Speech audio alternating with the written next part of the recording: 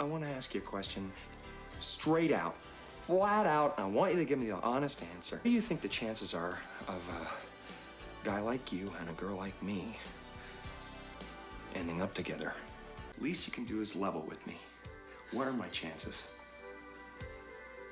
Not good. So you're telling me there's a chance?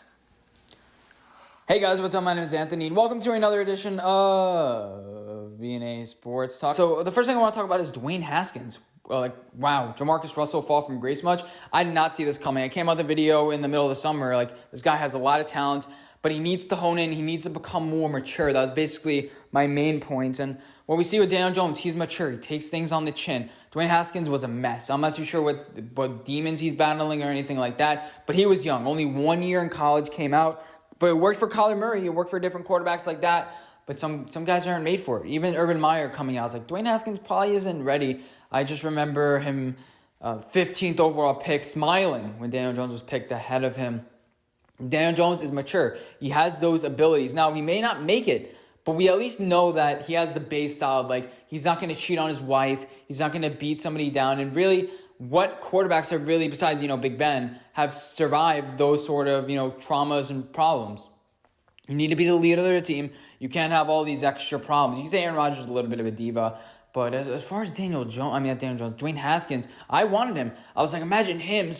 We had Odell at the time, and then Saquon. I'm like, this is going to be a magic thing. You don't even have to.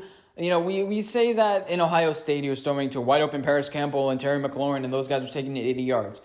Yeah, you could say that, but those guys still have 4.3 speed, and they're still going to be there in the NFL. Those are the guys you're going to be throwing to. I was like, why not? If you're leading them open and you're making good decisions, but we all see 10-plus yards in the air, he was like 26%, which is one of the worst in the league. Overall, he's just making bad decisions downfield. You can see some film breakdowns, specifically talking about Samuel Gold. I think that's the guy's name.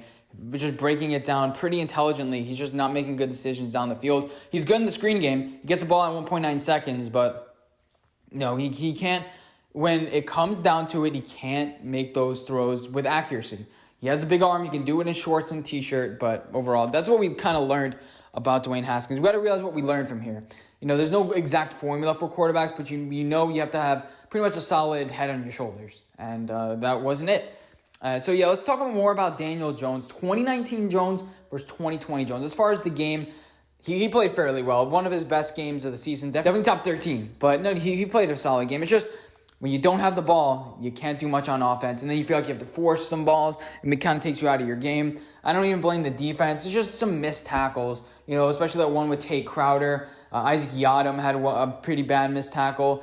And the people blaming David Mayo for a missed tackle, that's the goal line. He tackled the guy and then he just leaned over. Yeah, that's a really hard play to make. But the defense just had missed tackles. And I think they played fairly well. Just that the Ravens are a better team. They beat us at the game that we're trying to do. The Dave Gettleman, trust the Hogs. Their Hogs beat our Hogs. We were tired. We were trying to be the Ravens just with a better quarterback that's more intelligent, can make better throws. And so, obviously less mobile. This game he only ran ran one time for 3 yards. But you can't establish your run game. You can't do a lot of things that you want to do if the other team is possessing the ball for 9 minutes. Honestly, our defense, just giving the ball at the 50. Just giving the ball at the 50.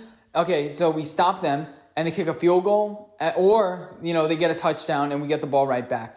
And hopefully our offense does something. But we're the second worst offense in the league. We saw with the Browns, even though they had a limited offense, so they may have affect their defense, the Jets put up 23 points. We were only able to put up 6, albeit with Colt McCoy, albeit, we took some risky moves. We could have easily had 15 points in that game based on if we just kicked field goals. But, still, it's not that impressive, our offense. We'll talk more about Jason Garrett later. But let's get into what I want to talk about, Daniel Jones. He's making the decision really hard. It's like, Dwayne Haskins wasn't the guy. Move off him. They're making the decision really easy. It's going to be interesting to see what the Redskins or the Washington does with their quarterback. It's like they have Alex Smith who has a half a calf. That's Alex Smith's nickname. But, what do they do there? They're in, the middle of the draft. Yeah, that's going to be very interesting to see what they do with quarterback there. But let's talk about Daniel Jones's stats, not game by game, but let's look at the advanced passing. Now, what I found out was his accuracy. It's kind of weird.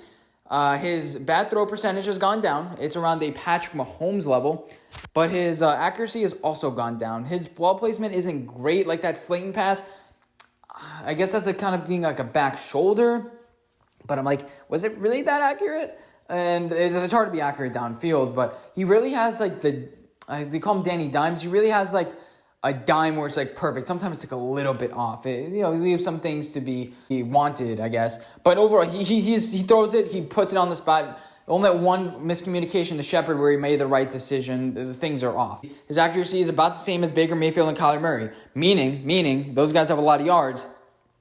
Meaning guys need to get open. Guys need to be schemed open. It's not about the speed. I think it's a lot more about the scheme than the speed. And we'll, again, have this conversation more as we go along. Again, bad percent throws have gone down from 18 to 15.5%. His on-target percentage, 71 to 67.6%. As far as the normal stats, net yards per attempt down. Yards per attempt down from, I think, 6.5 or 6.6 to 6.4. So not awful, but still below league average, which is around 7.5. Completion percentage, 0.3% higher. Yards per game down by almost 30 yards per game. Touchdown percentage points, almost 2.5 times less. Interceptions, again, have gone down, though. But his QBR is going up, meaning he's making better decisions. He's developing more into an NFL quarterback. We just want to see, like Patrick Mahomes, he makes all these, extend these plays with his legs, and then those are a wide open receiver down the field. It's easy to have a Tyreek, it's easy to have a Kelsey, but we see in some games this year, especially the Bucs game, guys were wide open, and he wasn't able to hit those guys. So I want to see, can he do it? With wide open receivers, can he do it? He's just not used to guys being wide open like other people are. Patrick Mahomes is like, oh, nobody's open? No, that's rare. And then he scrambles to make some plays. Daniel Jones is trying to make plays, but sometimes they're just not there for him.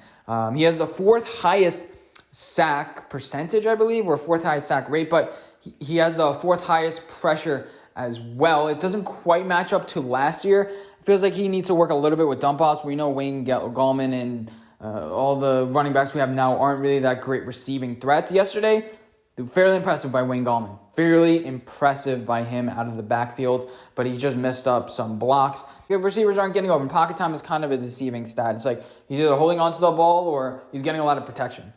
And, so we see he was healthier this game. People were saying in the Arizona game, this is the last point I'll make. People were saying in the Arizona game, he really took a step back. Yeah, it's because he's injured. You're thinking about your injury. You're thinking about getting hit. You're not, like, in a normal game, you're thinking about getting hit. Okay, I'll get right back up. You're not trusting that ankle, and it makes you start making bad decisions. You kind of overcompensate, and he hunkered down. He hasn't thrown an interception in 162 passes. But we'll discuss more about the end of the season. I have a video talking about the biggest problem about the New York Giants and how we could solve it in a later video this week. But hope you guys did enjoy this video. We're on to Dallas. We're going for the division, baby. 6-10. 11-5 team may not make it in the AFC, but the 6-10 team might make it in the NFC East. But hope you guys enjoyed this video. Let me know what you guys think, and I'll see you guys in the next one. Bye, guys.